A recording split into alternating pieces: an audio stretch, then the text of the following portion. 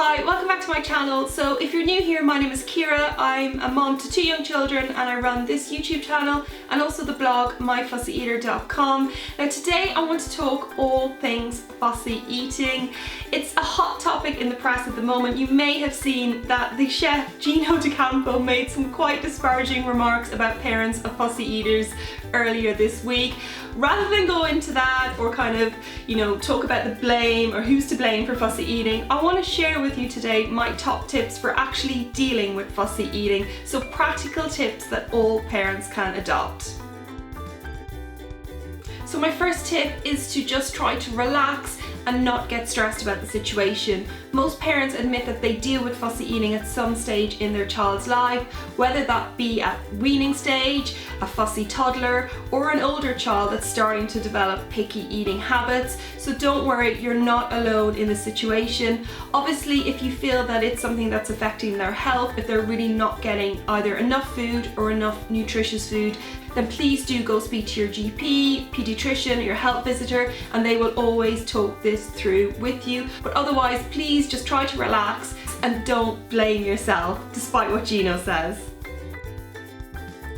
My second tip is slow introductions. Now, recent research has shown that it takes maybe 15 or up to 20 times for you to introduce a food to your child before they accept it and even start eating it. Now, I know that can seem a bit daunting, maybe having to try 15 or 20 times, but it can start in really easy ways. The first way is to maybe take a vegetable that they don't like, have it on the dinner table. Your child doesn't necessarily have to eat it, but they see you eating it. Then the next day, maybe you encourage them to try just a very tiny small bit, and then you slowly build up how much they eat from that. Now, this will take some time, it takes some effort. Particularly small children, their taste and their palate and their appetite changes quite rapidly as they are growing up. So maybe a fruit or a vegetable that they didn't like last month, they could end up actually loving this month. So it's well worth persevering with this method. So my third tip is getting kids involved in the kitchen, and I don't just mean with baking cookies and baking cakes. We know that most kids love getting involved in icing a cake or making a cookie. I'm talking about the day-to-day food preparation and cooking that happens at home.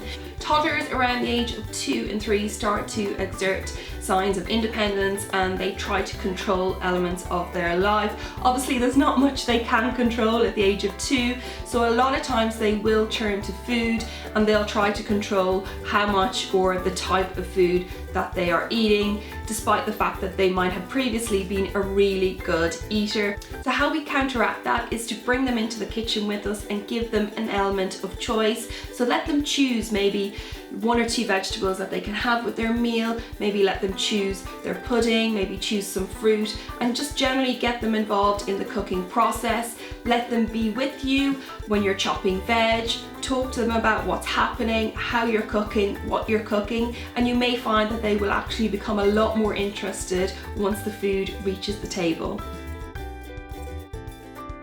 My next tip is just to make meal times a little bit more fun for kids. I could not live without my array of colourful and fun plates that I have for my children. I particularly love these divided plates, and these are fantastic for very picky eating children that don't like having different elements of their meal touching. You can have different types of food, different ingredients in the different sections. My kids absolutely love these. They also love snack plates. When I give them these, again, divided plates, these round ones this time, with loads of different types of foods on them. What I do is load them up with fruit and veggies, but then include one little treat. So maybe a small pocket will have a cookie or some marshmallows or even some crisps in there. And what I find is when I give them just a small amount of treat, they also eat all the fruit and veggies that I put with it. So my final tip is all about hidden veg. Now, I know some parents don't agree with this method. They think that you should only offer vegetables in their whole and natural form, but I know what it's like having extreme fussy eaters that just won't eat vegetables, and you will pretty much do anything to get some nutrition into them. So don't be afraid about including hidden veg recipes in your meal plan for your children. Things like hidden veg tomato sauce are great. You can make a mac and cheese using blitzed up cooked cauliflower. cauliflower. I even hide veggies in sausage rolls and my kids absolutely love them and never complain. So again, don't be afraid of just trying different ways and different methods of getting food into your kids. So guys, I really hope you enjoyed this video. I hope it was useful to you. For lots more information about fussy eating, tips and tricks, and also recipes, head on over to the Channel Mum website. I will leave the link below because they've got a whole array of fussy eater videos for you to watch this month. But otherwise, I'll see you back next week.